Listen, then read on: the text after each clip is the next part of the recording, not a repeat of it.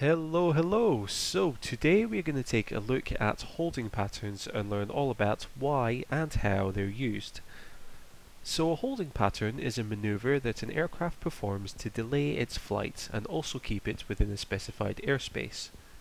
A holding pattern is usually flown by an aircraft which is flying under instrument flight rules, and it looks like a racetrack or an oval-ish shape when viewed from above. So basically, an aircraft will fly straight, make a 180-degree turn, fly straight again, and then make another 180-degree turn to complete the maneuver. Normally, holding patterns are flown in a clockwise direction, known as a right-hand holding pattern, which means that the plane will always be turning to the right. That said, it is also possible to have left-hand holding patterns where the plane flies in the opposite direction. So why might a plane need to fly a holding pattern? Well, the most common reasons are air traffic congestion or poor weather at an airport which is delaying arrivals. Now, in busy airspace, it is possible for multiple aircraft to use the same holding pattern. As aircraft join the holding pattern, they will be separated by a minimum of 1,000 feet vertically, with newer aircraft joining the hold higher up. This is known as a holding stack. Air traffic control will move the lowest aircraft out of the stack, and the other aircraft will descend while remaining within the stack. You may have experienced this if you've ever flown to a busy airport or a major city, sitting in the plane as it seems to spiral downwards closer to the ground. If you've ever been in that position, most likely the plane was within a holding stack. So how do we actually fly the hold? Well, first of all, we need to learn a new type of turn called a standard rate turn. This is a turn where the aircraft's heading is changing by 3 degrees every second. That means that after 1 minute, the aircraft will have performed a 180-degree turn. So to work out the bank angle that you need to make a standard rate turn, you'll need to use this formula. I'm just kidding. Now, this formula is actually a way to calculate the correct bank angle, but there is a much easier way to do it. Let me show you. If you take a closer look at the turn coordinator in your aircraft, you'll notice there's 2 markings on each side of the plane. These markings represent the wing's level position, and then these lower markings indicate where the wing needs to be to make a standard rate turn.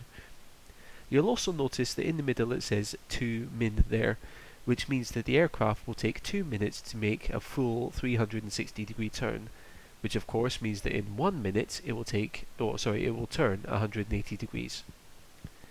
Now, alternatively, if you're flying in a glass cockpit aircraft, like an aircraft using the G1000, then you can find a standard rate turn indicator as part of the horizontal situation indicator.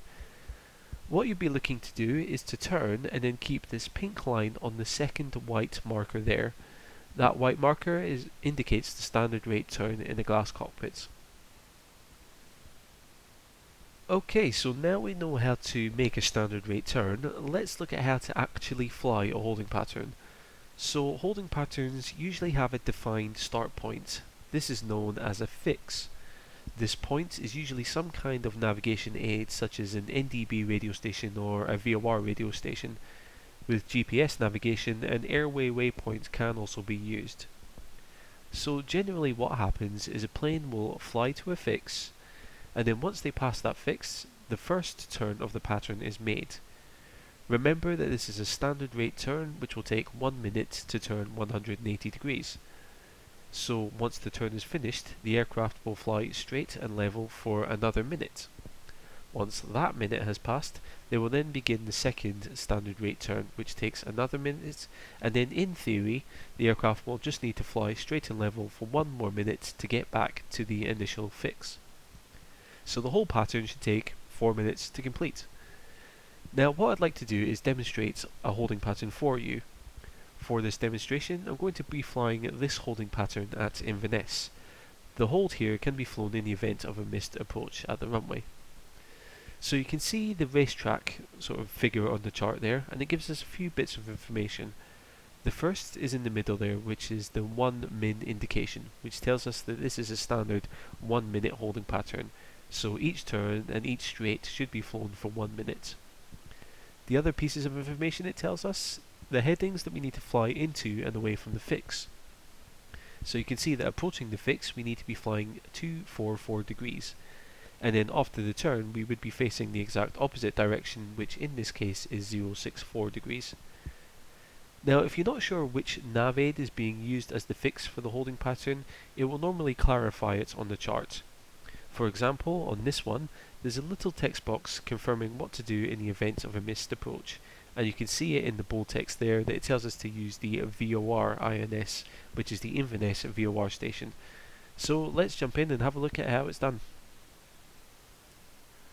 Okay, so here we are in the plane. Now, the simulator is paused at the moment because there's a couple of things I want to talk about just to show you how I've prepared for this holding pattern. So I've got the Inverness VOR dialed into my nav1 radio there, and I've got the VOR indicator set to 244 degrees, so that's helping me track this of the 244 radial inbound to the VOR, so that's essentially putting me onto that inbound leg towards the fix.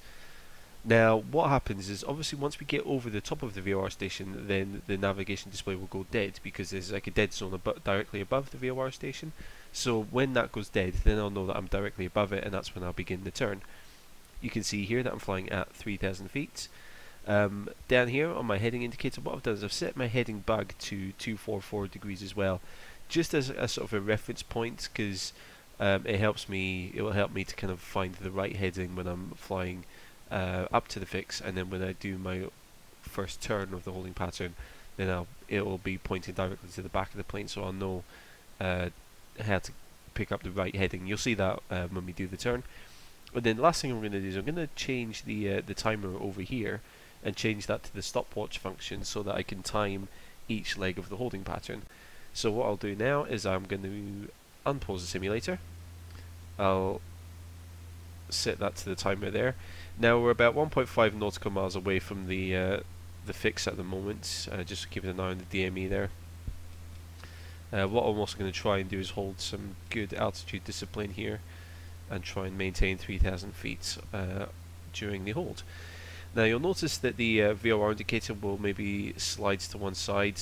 Remember, the closer you are to a VOR station, the more sensitive a needle is going to be. So it's not too big a deal that I'm not on it perfectly. Yeah, we'll just try and keep as close to that as we can. Now remember, once I begin the turn, I'm going to put my wingtip on my turn coordinator down onto this marker here, and then I'll know that I'm doing the standard rate turn. So we're 5.5 nautical miles away. You can see it's going dead there. So what I'm going to do is begin my turn now.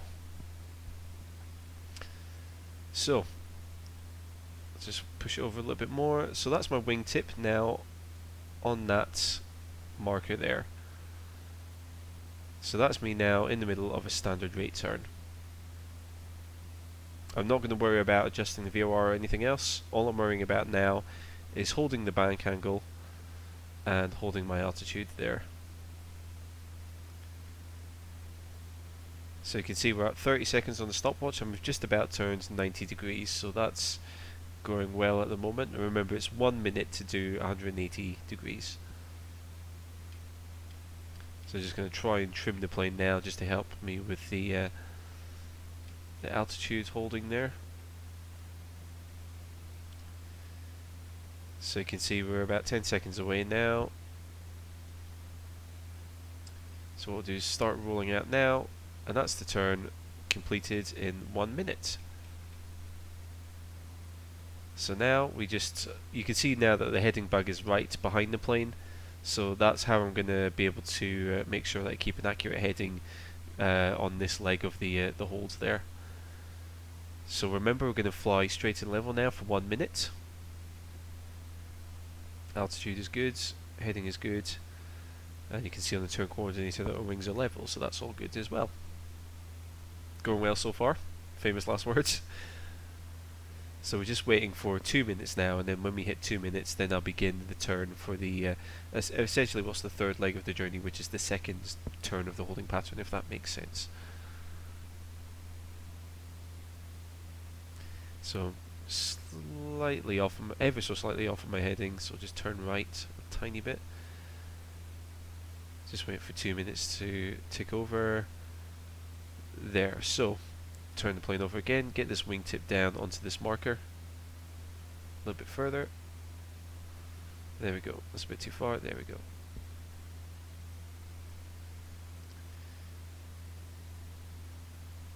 So just making sure that I keep that wingtip on that marker, trying to just manage my vertical speed there as well, so that we hold 3,000 feet.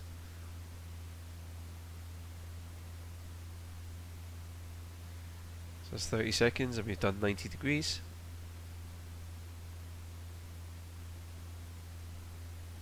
Now in theory, once we get out of this turn, we should just fly straight and level, and that should bring us straight back to the fix. Although we might have to make some minor adjustments, but we'll see how that goes. So that's us just about there, so we'll start rolling out now onto 244, bang on 3 minutes. There we go. So turned ever so slightly too far, so I'll just turn back to the left a little bit. I'll try and pick up that radial again. But then hopefully once it ticks over to 4 minutes, or just before we hit 4 minutes, then we should hit the fix again, and then the VOR needle should go dead. So ideally this should be straight and level, this bit, but sometimes you can get blown about by the wind, or you know, if you change your speeds during the holding pattern, that's enough to kind of throw you out a little bit as well.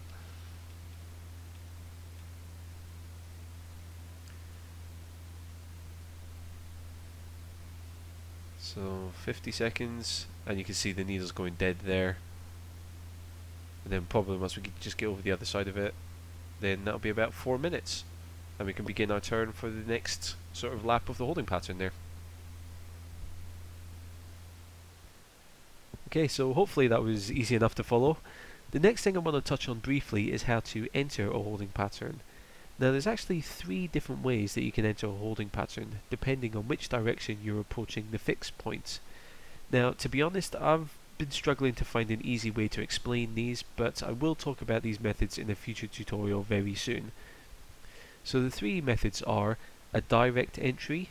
This is where you fly directly to the fix and then begin flying the holding pattern immediately. What you saw a moment ago in my demonstration was a direct entry. The next one is called a parallel entry, where the aircraft flies to the fix, flies parallel to the inbound leg of the fix, and then turns into the holding pattern and flies back to the fix, and then begins flying the hold. The third option is called a teardrop or an offset entry. This is where the aircraft flies over the fix, turns inside of the holding pattern, and then joins the inbound leg towards the fix before beginning the holding pattern. Now, as I said, the entry technique you use depends on which direction you're approaching the fix from, and as I said, I'll be dedicating my next tutorial to holding pattern entries. So anyway, there you have the basics of holding patterns. Thank you very much for watching, take care out there, and I will catch you all later.